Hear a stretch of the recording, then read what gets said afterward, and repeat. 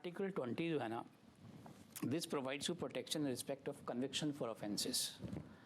ठीक है, it protection respect of conviction for offences. 3 safeguard आपको प्रोवाइड करता है ये. पहला आप लिखो 20 clause 1, that is x post facto law.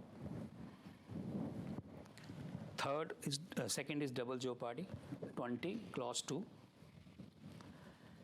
and third is protection against self-incrimination, article 20 clause 3.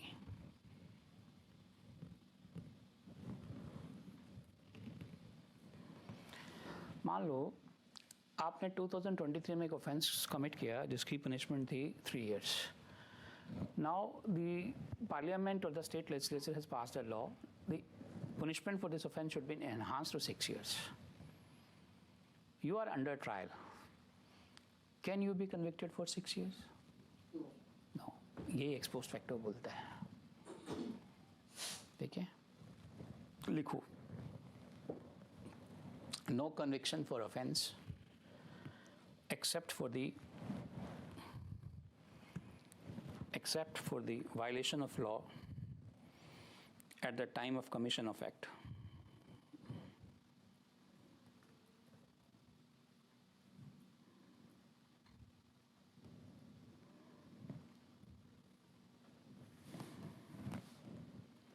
One cannot be subjected to greater penalty which might have been inflicted under the law in force.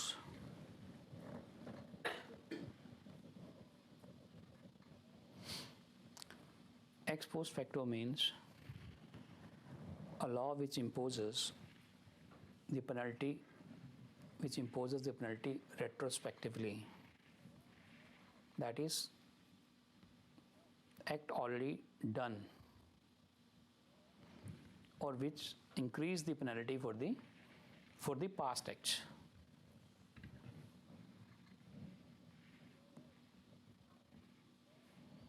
So in a sense you will say that imposition of retrospective imposition of penalty is constitutionally impermissible. Retrospective imposition of penalty is constitutionally impermissible.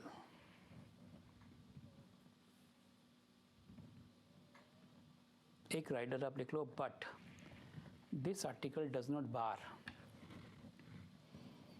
a civil liability being imposed retrospectively.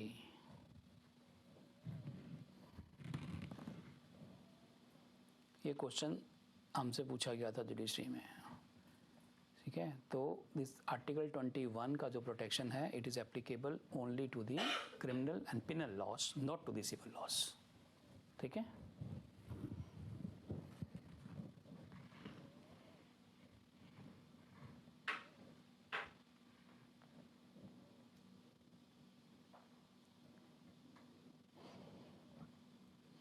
एक worth noting point और लिखो आप इसी में 21 में.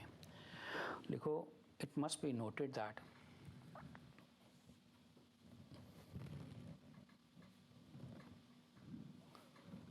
under article 20 clause 1 only conviction or sentence is prohibited. Trial is not prohibited. Now if the government is changing the procedure law and they said that now you will be tried as per this mechanism, not as per that law, so that could be applied against you. ठीक है, trial का mechanism बदल सकते हो, conviction और sentence नहीं. तो आज नए रूल चेंज कर दिए, पिनल लॉस चेंज हो गए, नया मैकेनिज्म है, क्राइम पहले कमिट हो चुका है. New CrPC can come in to play. But if the sentence for the murder was say death, the life imprisonment, death can not be given. Got it? तो ये दो इसमें नोटवर्दी पॉइंट हैं जो आपने लिखे हैं. एक तो it would be applied only against the penal law, and second ये जो आपने पॉइंट अभी लिखा कि the trial will not be prohibited, conviction and sentence would be prohibited.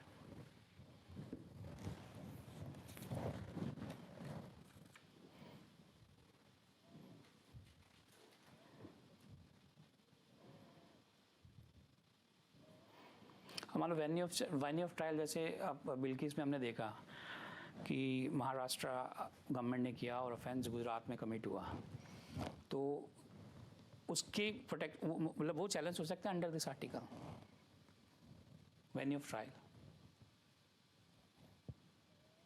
कि सर ऑफेंस तो मैंने पंजाब में किया, I am being tried in Haryana, तो मेरी वायलेशन होगी आर्टिकल 21 की. As I said, the trial or the procedure of trial or the venue of trial, that cannot be challenged. That protection is not there. ठीक है? Only conviction और sentence की बात हो रही है यहाँ, कि you cannot be subjected to more severe punishment than what was, existed at the time of commission of crime. ठीक है? मैंने चोरी किया, 3 साल की सज़ा उसमें है, बाद में अपने सज़ा का प्रावधान बढ़ा दिया और अभी मैं फेसिंग ट्रायल, तो 3 साल से ही मैं गवर्न होऊंगा, ना कि मैं 7 साल जो आपने सज़ा बढ़ाई है, आप मुझे नहीं कर सकते हो. और अगर से कम कर दी तो कम हो सकता है. ये बात आपने बोली, this is the point. See, law always leans in the favor of accused. Accused is a pampered child of criminal jurisprudence. Fine. So if it is going to favor him, that is acceptable. ये अच्छा point है. Good, nice, I am happy.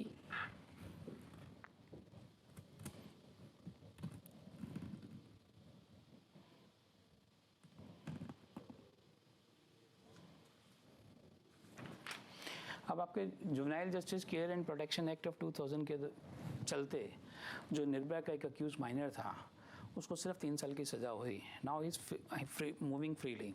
हालांकि crime में उसका specific role था, ठीक है, और एट्रीब्यूशन सीरियस थी उसके अगेंस्ट में, बट स्टिल अब उन्होंने बोला पार्लियामेंट में कि इसको रिकंसीडर करो. Those who keep the rational understanding, ठीक है, और they know the probable consequences and they have this much of approach, then they should be handled fairly. तो फिर अभी उसमें चेंजेस ही हुई हैं कि बोर्ड बनाया जाएगा, but he can not B put on a trial again.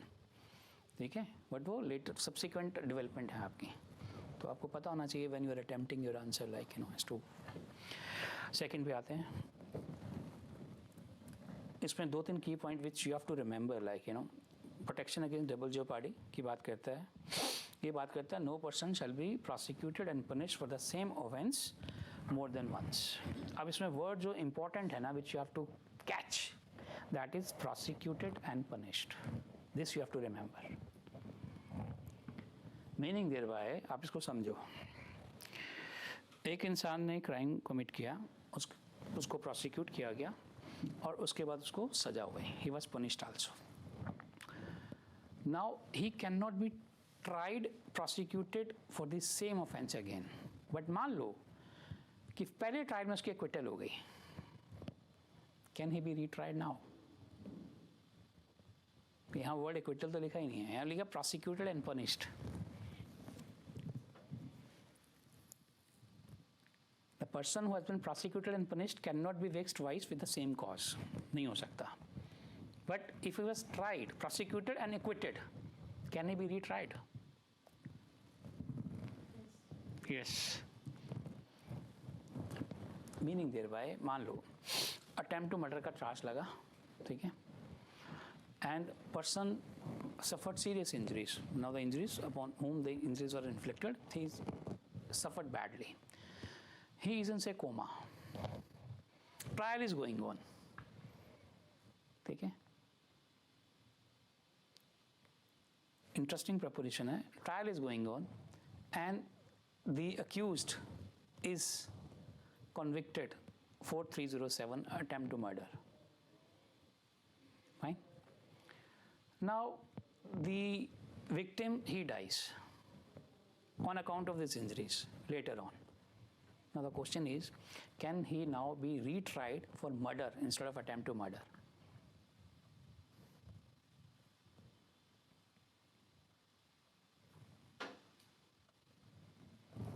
समझ रहे हो कि नहीं समझ रहे हो? इसलिए बोलता लॉ थोड़ा सा टिकलिश है. One cannot be vexed twice for the same cause. Now the cause has changed. Earlier he was tried and acquitted or convicted for 307. Now he could be retried for 302 because death has now taken place. That is one aspect. Second is, this protection is available only against the punishment, means conviction, not against the acquittal. Now if he has been acquitted, मान लो कोई शख्स है, उसने crime किया, उसका trial हुआ और उसको एक्विट कर दिया, कल को आप इन्वेस्टिगेशन ऑफिसर हो, नई एविडेंस आ गई उस केस में, ठीक है। The cardinal principle of criminal jurisprudence is the crime never dies, one of the cardinal principle. Now the new evidence has come, ठीक है, which requires that he should be retried, he can be retried. This protection is not available, but there is a corresponding provision under section 300 of CRPC, which talks that even if he has been acquitted, there are certain circumstances when he could be tried again, and वो criteria parameter meet out करना पड़ता है, then only he can be subjected to retrial, even if he has been acquitted. But this protection is available, आप लिखो, this protection is available only to the person who has been prosecuted and punished.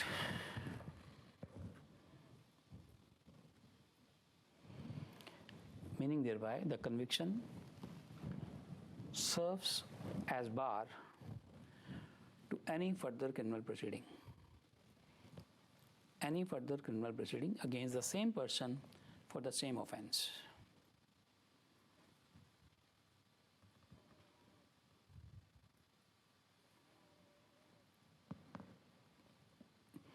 This rule has also been recognized under section 300 of CRPC,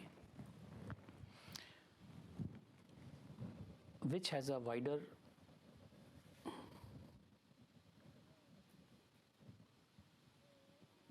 scope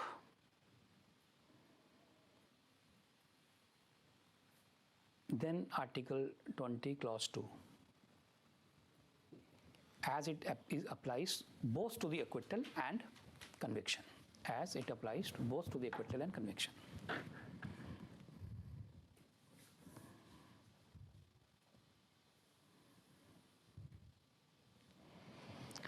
Now the third one is again very important, that provides the protection against the self-incrimination. देखो, crime हुआ और मान लो एक को पकड़ा गया, ले जाया गया, उसको पीटा गया और उसने बोल दिया जी मैंने क्राइम किया है, चाहे उसने ना भी किया हो, समझ रहे हो? That confession is not admissible under law. That is one.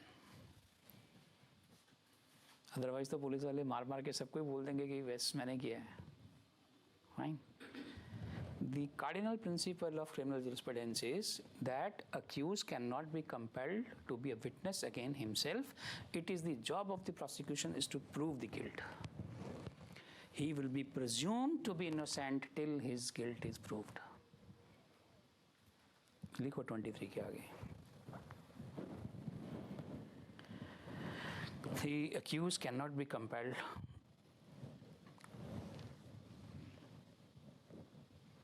to be witnessed as he is presumed innocent till proved guilty.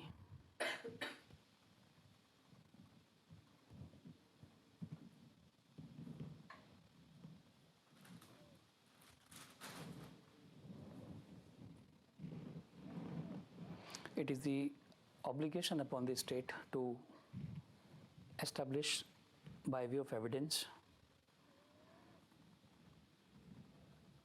the guilt.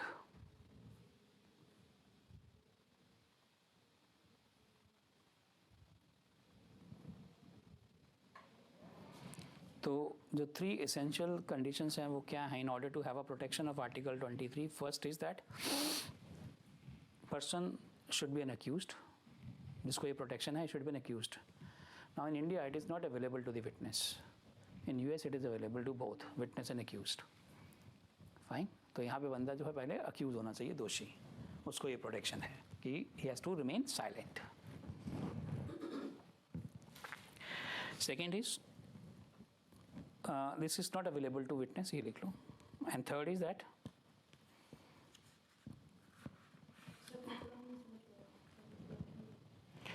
एक accused है जिसने crime commit किया है. Now he has been caught by the police. He is being investigated. Now police cannot ask him or compel him or force him that how did you commit the crime? Why did you commit the crime? Fine. They can't force you. You have a right to remain silent.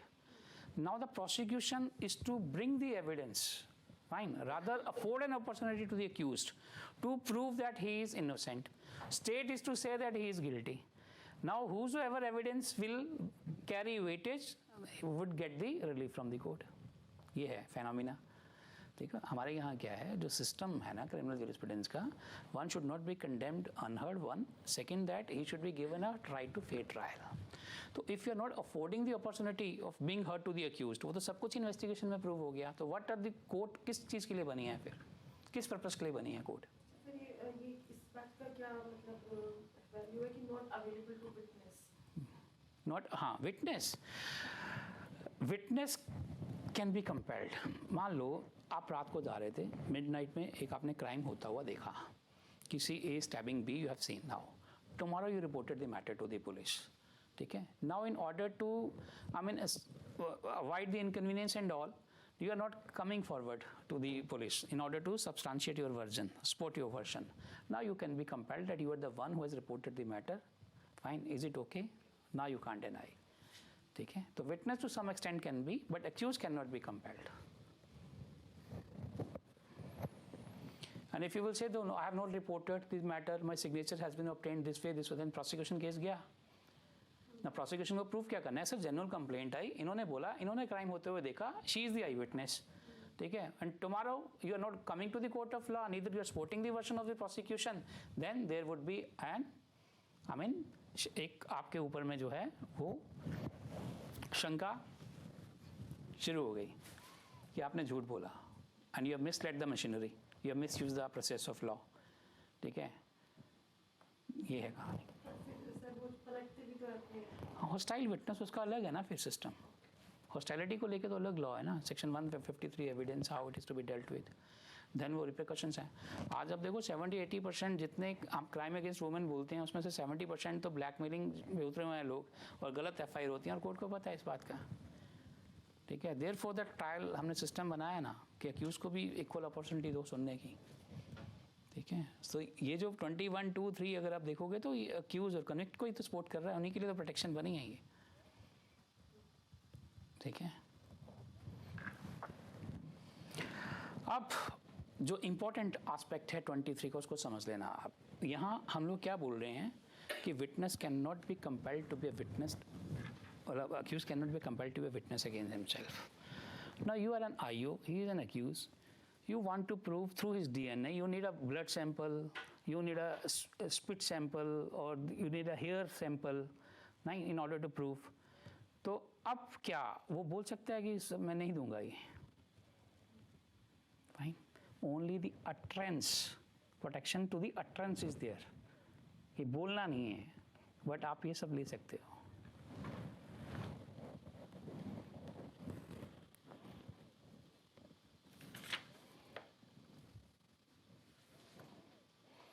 इसमें 3-4 important cases हैं, but वो मैं आपको सीधा लेके चलता हूँ. अभी इंपॉर्टेंट केसेस है इसमें, स्टेट ऑफ बॉम्बे वर्सेस कथीकल्लू है, नंदनी थतापति का केस है एक, और एक इसमें जो मेन केस है वो आप लिख सकते हैं Selvi versus state of Karnataka. That is very important on brain mapping.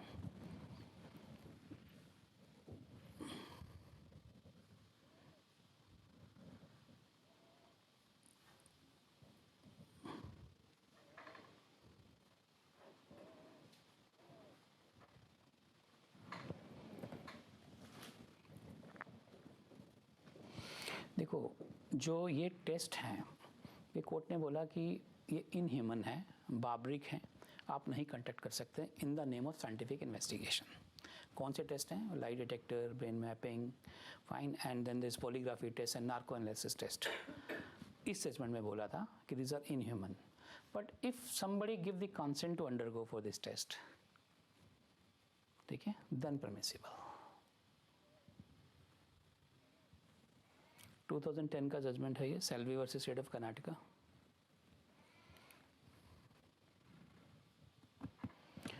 So the test of lie detector, commonly इसको एक नाम दोगे तो आप लाइट डिटेक्टर टेस्ट दो इसको. Lie detector test should be administered only with the consent of accused.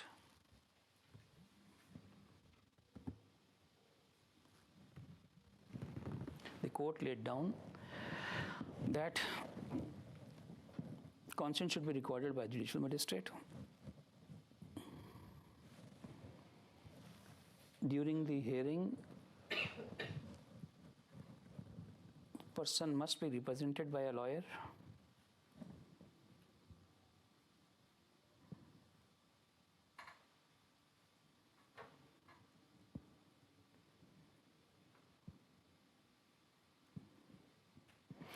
All physical, emotional, legal implications of the test should be explained to him.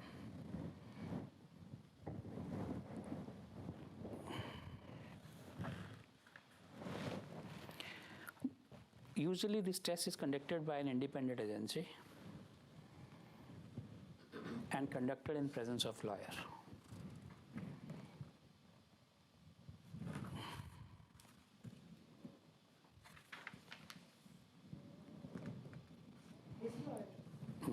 Accused ka lawyer.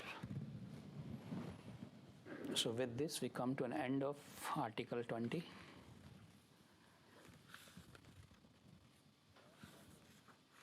So we'll be wrapping up.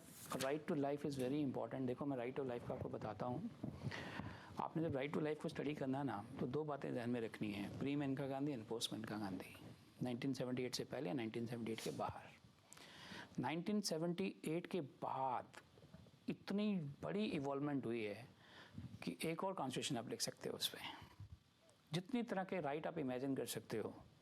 पहले this rights were confined only to the physical limb and all, कि ये protection है, ठीक है, liberty की बात जब हम करते हैं. बट वाइडली एम्पलीट्यूड और एक डिफरेंट हॉराइजन, चाहे आप इन्वायरमेंट के राइट की बात करें और क्रिमिनल के राइट की बात करें, स्पीडी ट्रायल की बात करें, हैंड कफिंग की बात करें, right to food, right to shelter, right to internet, right to privacy, वो सारे राइट जो हैं आपके इस्टेब्लिश हुए हैं जब मेनका गांधी के बाद, ठीक है, ड्यू प्रोसेस ऑफ लॉ को हमने ऑप्ट किया और उसको इम्प्लीमेंट इंटरप्रेट करना स्टार्ट किया. ठीक है, तो उसमें 100 प्लस 150 जजमेंट्स हैं, but you need not to go through all दो जजमेंट्स, बट दो इंपॉर्टेंट वाली जजमेंट्स हैं जिनमें आपका क्वेश्चंस भी बनता है, ठीक है, वो जजमेंट्स आपको पता होनी चाहिए. तो विल डिस्कस नेक्स्ट टाइम.